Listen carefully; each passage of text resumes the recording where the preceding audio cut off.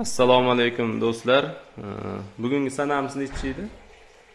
Bugungi sanamiz 18.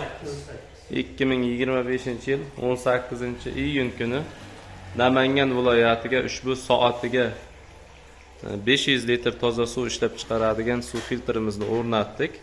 Namangan viloyati qaysi tumani bu yer? Yangiqo'rg'on. Qayer? Yangiqo'rg'on. Yangiqo'rg'on tumani. Qaysi qishloq bu yer? Mamay. Nima? Mamay. Mamay qishlog'i ekan. Mana filtrlarimizni o'rnatib oldik.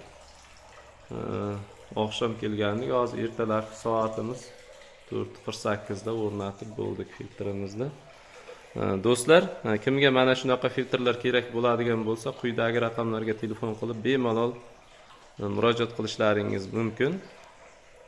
Zapchasti kerak bo'ladimi? Qanaqadir bir ehtiyot qismlari, hamma ehtiyot qismlarida bor bizlarda.